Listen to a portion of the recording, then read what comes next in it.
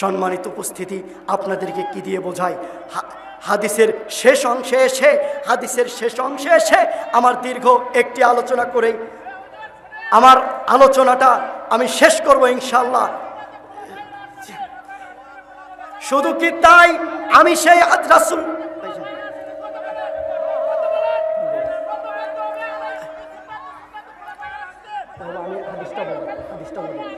ইবনে মাজাহ, আপনারা বসুন, আমি হাদিসটা বলে দীর্ঘ আলোচনা শেষ করব।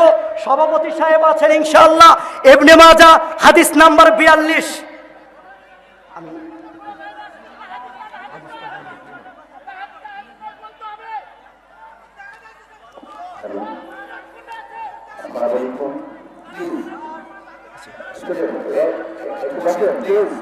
আপনি তো বোকা লোক, আপনি তো নাদান লোক, আপনি তো মূর্খ লোক।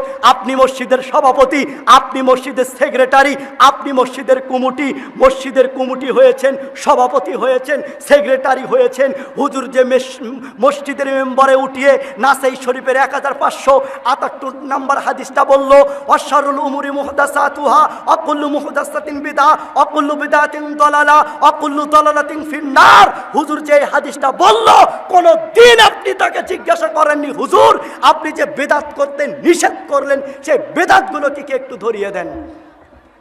কোনোদিন এভাবে আপনি জিজ্ঞাসা করেননি। এটা আপনার পরিণতা। আমরা সালাফি মানহাজের আলেম যারা আছি, যখন আমরা বিদআতগুলো ধরে দিয়েছি, তখন আমরা মানুষের কাছে খারাপ হয়েছি। আমরা যখন বিদআত ধরিয়ে দিয়েছি যে 5 ওয়াক্ত ফরজ সালাতের পরে সম্মিলিত মোনাজাত বিদআত, তখন আমরা হয়েছি জাতির সামনে মানুষের কাছে লাঞ্ছিত। তখন আমরা হয়েছি মানুষদের কাছে যে আমরা খারাপ। তখন আমরা মানুষদের কাছে হয়েছি আহলুল খবিস। তখন আমরা মানুষদের কাছে হয়েছি আমরা এ যুগের শ্রেষ্ঠ মুনাফিক। আমরা যখন বিদআত ধরে দিয়েছি যে কবরের পাশে গিয়ে সবাই মিলে হাত তুলে মোনাজাত করা, সম্মিলিত মোনাজাত করা বিদআত, তখন আমরা মানুষদের চোখে খারাপ হয়েছি। কেন? আমরা বিদআত ধরে দিয়েছি।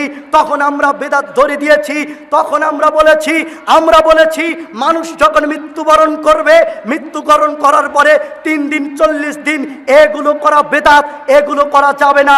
তখন আমরা তাদের চোখে খারাপ হয়েছি। তখন আমরা তাদের চোখে খারাপ হয়েছি। এই কারণে খারাপ হয়েছি, কারণ আমরা বেদাতগুলো ধরে দিয়েছি। সম্মানিত উপস্থিতি, আপনাদেরকে কি দিয়ে বোঝাই? হাদিসের শেষ অংশে এসে আমার দীর্ঘ একটি আলোচনা করে আমার আলোচনাটা আমি শেষ করব ইনশাআল্লাহ। শুধু কি তাই, আমি সেই রাসূল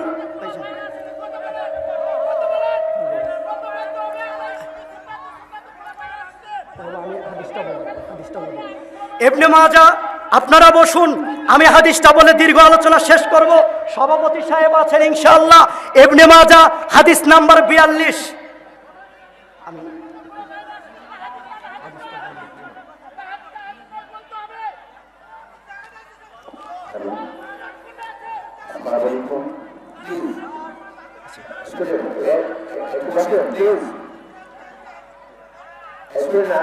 বলতে সভাপতি, আপনি আপনাদের কোনো বিষয় আপনাদের দুটো অভিযোগ থাকলে দেবেন, এখানে দেবেন প্লিজ।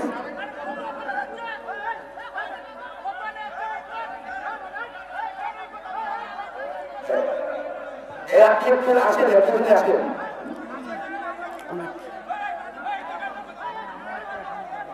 হ্যালো,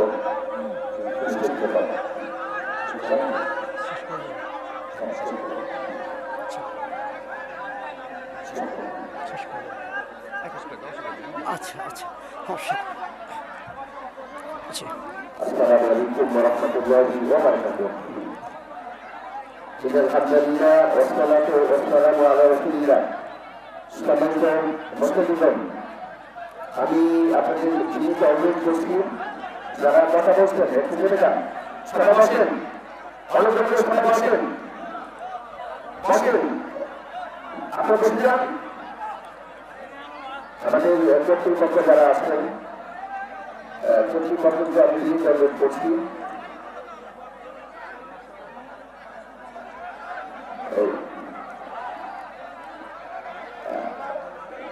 অনুগ্রহ করে শুনেন।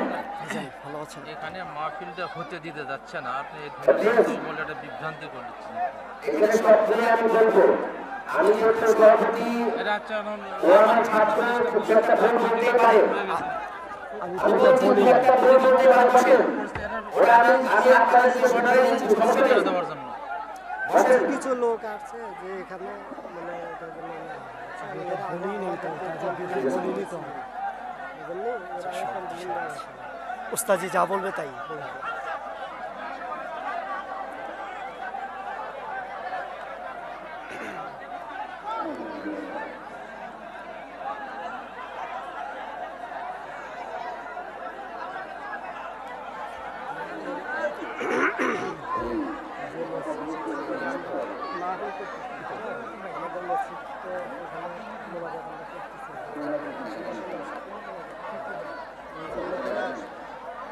ওদের সংখ্যাগরিষ্ঠ বেশি এজন্য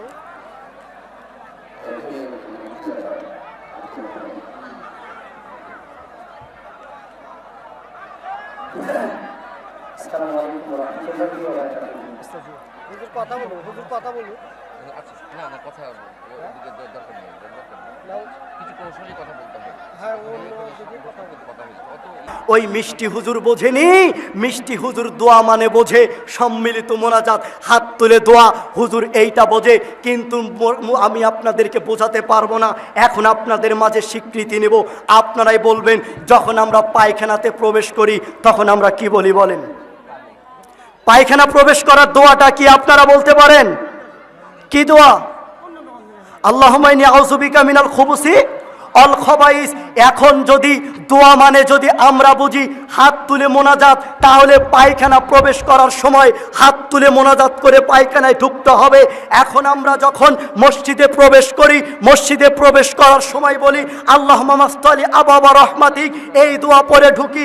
যদি আমরা দোয়া মানে বুঝি হাত তুলে মোনাজাত করা, তাহলে মসজিদে ঢোকার পূর্বে হাত তুলে মোনাজাত করে ঢুকতে হবে। যদি আমরা দোয়া মানে বুঝি হাত তুলে মোনাজাত করা, তাহলে আমরা যখন গাড়ি ঘোড়ায় চড়ি তখন আমরা বলি বিসমিল্লাহি তাওয়াক্কালতু আলাল্লাহ। তখন এইটা আমাদেরকে হাত তুলে মোনাজাত করেই আমাদেরকে গাড়িতে উঠতে হবে। কেন? আমরা মোনাজাত মানে বুঝি হাত তুলে মোনাজাত করা। ওরে নাদান হুজুর, ওরে মূর্খ হুজুর, তুমি হাদিসে বোঝনি, তুমি মসজিদের ইমামতি করো কি করে, তুমি মাহফিলে প্রধান বক্তা হও কি করে, কিভাবে তুমি এগুলো হতে পারো? তুমি হাদিসে বোঝনি, তুমি দোয়া মানে বুঝেছো সম্মিলিত মোনাজাত, তুমি দোয়া মানে বুঝেছো হাত তুলে মোনাজাত।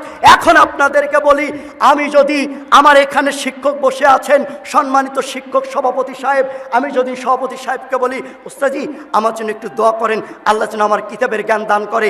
এখন যদি উনি বলে আপনারা সবাই এখানে হাত তোলেন, আমি এই ছেলের জন্য দোয়া করব, তাহলে এই দোয়া যদি এটাই হয়, উনি যদি এখন আমাকে বলে, উনি যদি আমাকে বলে আল্লাহুম্মা আল্লিমহুল কিতাব ওয়াল হিকমা, এটা দোয়া, তাহলে বলেন এটা দোয়া হলো নাকি এইটা খারাপ হলো?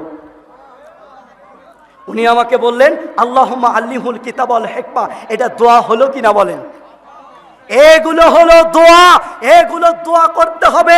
কিন্তু হুজুর দোয়া মানে বুঝেছে সম্মিলিত মোনাজাত, কিন্তু হুজুর দোয়া মানে বুঝেছে সম্মিলিত মোনাজাত, অথচ দোয়া মানে হচ্ছে আর যাওয়ার পথে মুখের মাধ্যমে বাংলা হোক আরবি হোক তাকে বলা যে তুমি রাস্তাতে যাচ্ছ, আল্লাহ তোমার পথকে ভালোভাবে তুমি পৌঁছো, এটাও হলো দোয়া। কিন্তু হুজুর কখনো এটা বুঝতে পারেনি। সম্মানিত উপস্থিতি, হুজুর না বোঝার কারণে সমাজে বিভ্রান্ত সৃষ্টি হয়েছে, হুজুর না বোঝার কারণে সমাজে বিভ্রান্ত সৃষ্টি হয়েছে। সংক্ষিপ্ত আলোচনা, আর মাত্র কয়েকটি হাদিস বলে আমার আলোচনা শেষ করব। খুব মনোযোগ দিয়ে সহকারে শুনবেন, কিছু কথা মনে করবেন না। আমি কারো বিপক্ষে কথা বলিনি, আমি শুধু বলেছি কোরআন সুন্নাহকে গ্রহণ করুন। আপনি বলবেন হুজুর, এক হুজুর বলে এটা সুন্নাত, আর এক হুজুর বলে এটা সুন্নাত, তখন আমরা কোথায় যাব, কোন সুন্নাতকে গ্রহণ করব? আপনারা একটু লক্ষ্য করুন, হাদিসের রেফারেন্সটা শুনুন, দেখেন যে রাসূল সাল্লাল্লাহু আলাইহি সাল্লামের সুন্নাতকে গ্রহণ করতে হবে।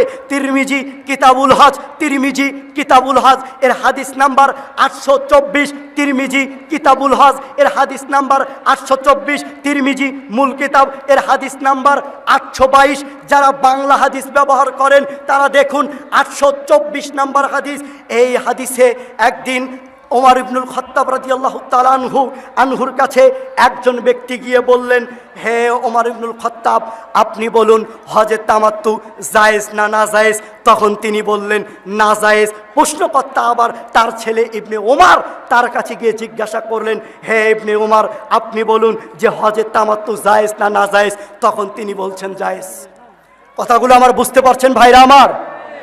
তখন তিনি বলছেন হজে তামাত্তু জায়েজ না নাজায়েজ? তখন ইবনে উমর তিনি বলছেন যে জায়েজ। প্রশ্নকর্তা তখন বললেন, আরে বাপকে মানবো না বেটাকে মানবো? বাপ বলছে না জায়েজ, বেটা বলছে জায়েজ, তো বাপকে মানবো না বেটাকে মানবো? তখন ইবনে উমর বলছেন, আমাকে গ্রহণ করতে হবে না, আমার বাপকেও গ্রহণ করতে হবে না। আমি রাসূল সাল্লাল্লাহু আলাইহি সাল্লামকে দেখেছি, তিনি হজে তামাত্তু করেছেন। হাদিসে উল্লেখ, ওই ব্যক্তিটা রাসূলুল্লাহ সাল্লাল্লাহু আলাইহি সাল্লামের সুন্নাতটাকে প্রাধান্য দিয়েছে। সুবহানাল্লাহ বলবেন না? শুধু কি তাই, আর একটা দলিল নেন, সহিহুল বুখারী কিতাবুল হজ হাদিস নাম্বার 1563। ওসমান রাদিয়াল্লাহু তাআলা আনহু হজে তামাত্তুকে তিনি নাজায়েজ মনে করছেন, তিনি নাজায়েজ মনে করতেন, তিনি সেটাকে বাধা পর্যন্ত দিয়েছেন, হজে তামাত্তু গ্রহণ করা যাবে না। এই সময়তে যখন আলী রাদিয়াল্লাহু তাআলা আনহু শুনতে পেলেন যে ওসমান রাদিয়াল্লাহু তাআলা আনহু হজে তামাত্তুকে নিষেধ করেছে, তখন তখন আলী রাদিয়াল্লাহু তাআলা আনহু তিনি বলেছেন, আরে আমি আল্লাহর নবীজিকে হজে তামাত্তু করতে দেখেছি, আর ওসমান বলছে চলবে না। এইরকম তখন বাধা শুরু হয়েছে। সেই সময়তে হাদিসে উল্লেখ, রাসূল সাল্লাল্লাহু আলাইহি সাল্লামের সুন্নাতটাকে প্রাধান্য দিয়েছেন। জোরে কোন সুবহানাল্লাহ। এই দুইটা হাদিস প্রমাণ করে রাসূলের সুন্নাত ছাড়া অন্য কারো সুন্নাত গ্রহণ করা যাবে না। রাসূলের সুন্নাত ছাড়া অন্য কারো সুন্নাত গ্রহণ করা যাবে না। অন্য সুন্নাত যদি কেউ গ্রহণ করে তাহলে তাদের অনুসরণ করবে। রাসূলের আদর্শ, তাদের রাসূল সাল্লাল্লাহু আলাইহি সাল্লামের তার সুন্নাতকে গ্রহণ করলো না। আরেকটি দলিল, যারা বাংলা হাদিস ব্যবহার করেন, মিশকাতুল মাসাবি 194 নম্বর হাদিস, মিশকাতুল মাসাবি 194 নম্বর হাদিস। এই হাদিসে উল্লেখ, একদিন আব্দুল্লাহ ইবনে ওমর রাদিয়াল্লাহু তাআলা আনহু তিনি একটি তাওরাতের অংশ আনলেন। তাওরাতের অংশ এনে আল্লাহ রাসূলের কাছে পেশ করছেন। আল্লাহ রাসূল, দেখেন আমি তাওরাতের কিছু অংশ এনেছি। তখন আল্লাহ নবী সাল্লাল্লাহু আলাইহি সাল্লাম তা দেখে তিনি মাথাটা নিচ করলেন। এই সময়তে আবু বকর সিদ্দিক রাদিয়াল্লাহু তাআলা আনহু তিনি আল্লাহ নবী সাল্লাল্লাহু আলাইহি সাল্লামের দিকে লক্ষ্য করলেন, তাকালেন। তিনি লক্ষ্য করলেন যে আল্লাহ নবী রাগ হচ্ছেন, রাগান্বিত হচ্ছেন। এই অবস্থাতে আল্লাহ নবী সাল্লাল্লাহু আলাইহি সাল্লাম তার রাগান্বিত অবস্থায় দেখে আবু বকর সিদ্দিক রাদিয়াল্লাহু তাআলা আনহু ইবনে উমরকে বললেন, ইবনে উমর, হে আব্দুল্লাহ ইবনে ওমর, তোমার ধ্বংস হোক। তুমি কি দেখছো না যে রাসূল সাল্লাল্লাহু আলাইহি সাল্লাম তোমার তাওরাত পড়া দেখে তিনি রাগান্বিত হচ্ছেন? তখন আব্দুল্লাহ ইবনে ওমর রাদিয়াল্লাহু তাআলা আনহু আল্লাহর নবীর কাছে গিয়ে তিনি বললেন, হে আল্লাহর নবী সাল্লাল্লাহু আলাইহি সাল্লাম, আপনাকে নবী হিসাবে পেয়ে আমি সন্তুষ্টি, প্রতিপালককে রব হিসাবে পেয়ে আমি সন্তুষ্টি। হে আল্লাহ সাল্লাল্লাহু আলাইহি সাল্লাম, আপনাকে নবী হিসাবে আমি অনেক সন্তুষ্টি হয়েছি, আপনাকে পেয়ে আমি অনেক সন্তুষ্টি হয়েছি। তখন আল্লাহ নবী সাল্লাল্লাহু আলাইহি সাল্লাম বললেন, হে আব্দুল্লাহ ইবনে ওমর, তোমাকে আমি বলি, যদি মুসা আলাইহিস সালাম যদি এখন ফিরে আসে, তিনি যদি এখন আসে, যদি তাকে নবুয়তের দায়িত্ব দেওয়া হয়, তবু তোমরা তাকে গ্রহণ করতে পারবে না। আল্লাহর নবী এই কথা বলে থামলেন না।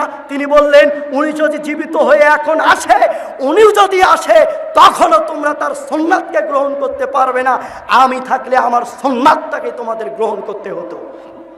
সুবহানাল্লাহ বলবেন না? এই হাদিস প্রমাণ করে রাসূলের সুন্নাতটাকেই গ্রহণ করতে হবে। তাছাড়া রাসূলের সুন্নাত ছাড়া অন্য কারো সুন্নাত গ্রহণ করা যাবে না, কখনোই গ্রহণ করা যাবে না। রাসূলের সুন্নাত স্পষ্টত ওটাই মানতে হবে।